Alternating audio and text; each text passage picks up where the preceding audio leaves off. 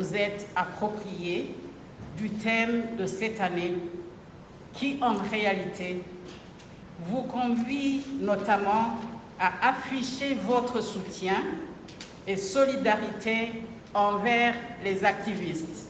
On ne finit pas aujourd'hui, on ne finit pas pendant les 16 jours, le combat doit continuer.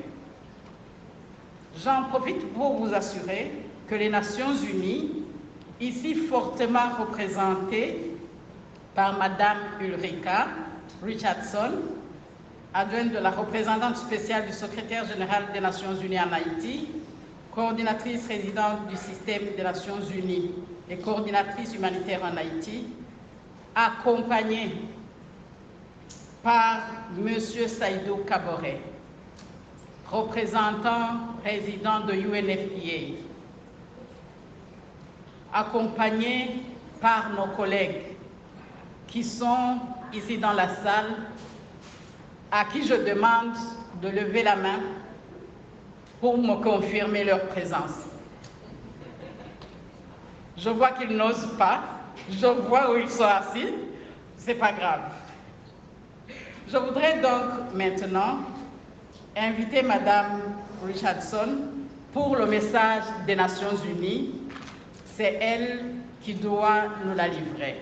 Madame la ministre, Mesdames et Messieurs, je tiens à féliciter le gouvernement, les institutions publiques et particulièrement le ministère de la Condition féminine et aux droits des femmes pour son leadership et ses efforts visant à éliminer la violence faite aux femmes et filles en Haïti. Je veux surtout saluer l'engagement des organisations de base, des femmes et des défense des droits des femmes, dont les actions ont permis des avancées certaines dans la lutte contre ce fléau ici en Haïti. Mon plus profond respect. Les acteurs de la société civile, et particulièrement les organisations féministes et féminines, constituent nos meilleures armes pour une action plus intégrée entre les acteurs de développement, de la consolidation de la paix et les acteurs humanitaires. Je souhaite également apprécier l'engagement de l'Union européenne et tous les partenaires techniques et financiers pour leurs actions aux côtés des Nations Unies et du peuple haïtien dans ce combat, notamment au travers de l'initiative Spotlight. Aujourd'hui, je renouvelle l'engagement total des Nations Unies à continuer à soutenir chaque femme et fille en Haïti, ainsi que le gouvernement, les institutions, à s'attaquer aux causes profondes de la violence sexuelle. En Haïti, comme dans le monde entier, les violences faites aux femmes et aux filles ont un coût terrible. Elles limitent leur participation dans toutes les sphères de la vie. Elles les privent de leurs droits et libertés fondamentales et elles entravent la reprise économique équitable et la croissance durable dont le pays a pourtant tant besoin. En tant que coordinatrice résidente du système des Nations Unies ici en Haïti, je ne cesserai de mobiliser les Nations Unies et nos partenaires afin de renforcer la prévention de la violence par la promotion des normes sociales positives, améliorer l'accès des survivantes aux services et d'assistance et combattre l'impunité dont jouissent les acteurs de violence. Comme le rappelle le thème de cette année, tout unis, militons pour mettre fin à la violence contre les femmes et les filles. Je me tiens aux côtés de celles et ceux qui militent dans le pays pour faire advenir le changement et aider les survivantes de la violence. Je suis une femme.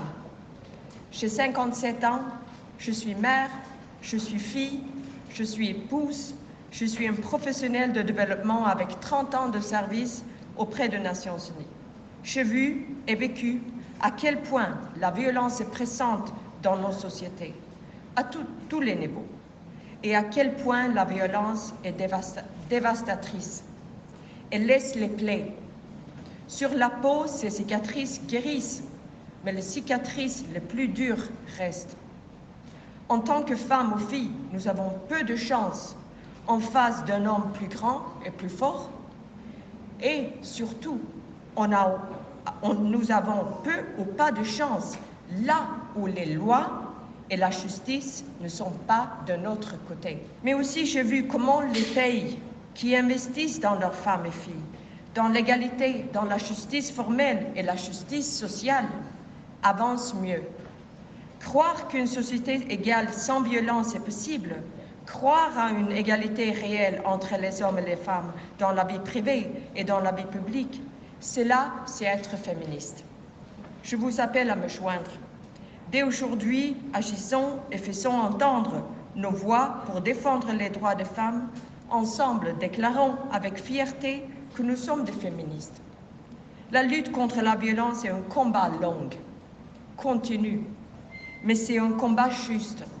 C'est un combat qui transforme une jeune victime en une femme déterminée, résolument engagée, forte. Un combat qui a le pouvoir de transformer les sociétés. C'est un combat que nous gagnerons, toutes et tous ensemble. C'est donc un combat pour l'humanité et pour l'honneur. Haïti, à l'instar de la communauté internationale, commémore chaque année la date du 25 novembre qui ramène la journée internationale pour l'élimination de la violence faite aux femmes et aux filles. Cette violence se produit au foyer, dans la rue, à l'école, au travail, pendant les conflits comme en temps de paix. Entre 40 et 50% de femmes subissent des avances sexuelles, des contacts physiques non désirés ou d'autres formes de harcèlement sexuel au travail. La violence à l'égard des femmes et des filles est à la fois une manifestation extrême de l'inégalité et de la discrimination fondée sur le genre. Elle est un outil terrible utilisé pour préserver le statut d'infériorité des femmes, tant dans le droit que dans les faits. Aucune femme ou fille n'est totalement à l'abri de cette pandémie mondiale. Pour sensibiliser les populations sur l'ampleur du phénomène et ses conséquences néfastes sur la vie des femmes et des filles, les féministes, notamment celles de l'Amérique latine, ont choisi en 1981 la date du 25 novembre comme journée de la lutte contre la violence en mémoire des 3 sœurs Mirabal, militantes contre le régime dictatorial de Rafael Trujillo qui furent brutalement assassinés en République dominicaine le 25 novembre 1960 sur les ordres du chef de l'État. Toujours dans cette dynamique, le 17 décembre 1999, la résolution 48/104 de l'Assemblée des Nations Unies a fixé le 25 novembre comme la journée internationale de lutte contre les violences faites aux femmes et aux filles. Cette résolution invite notamment les gouvernements, la société civile, des organisations internationales, les organisations non gouvernementales, les organisations de femmes, les jeunes, le secteur privé, les médias et l'ensemble du système des Nations Unies à joindre leurs forces pour faire face à cette pandémie mondiale de la violence à l'encontre des femmes et des filles. En dépit des avancées en termes de sensibilisation collective sur l'interdiction de toute forme de violence sexiste contre les femmes, y compris les violences sexuelles, le harcèlement sexuel et le viol, les femmes du monde entier continuent d'être agressées sexuellement, violées, menacées ou touchées de façon inappropriée au moins une fois dans leur vie, et la plupart de ces cas attirent rarement l'attention du public et les coupables ne sont presque pas traduits en justice. De nombreuses victimes font face à une revictimisation qui est le résultat d'une culture visant à blâmer la victime, qui a tendance à stigmatiser les victimes et dissuade nombre d'entre elles de dénoncer le crime subi. La Journée internationale de la violence à l'égard des femmes cette année est commémorée sur le thème des Nations Unies, tous unis, l'activisme pour l'élimination de la violence à l'égard des femmes et des filles. Elle donne lieu au lancement de la campagne annuelle des 16 jours d'activisme contre la violence basée sur le genre à l'égard des femmes et des filles qui s'échelonne jusqu'au 10 décembre. Cette campagne appelle à une action mondiale pour accroître la sensibilisation et le soutien à cette question et créer des opportunités de discussion sur les défis et les solutions.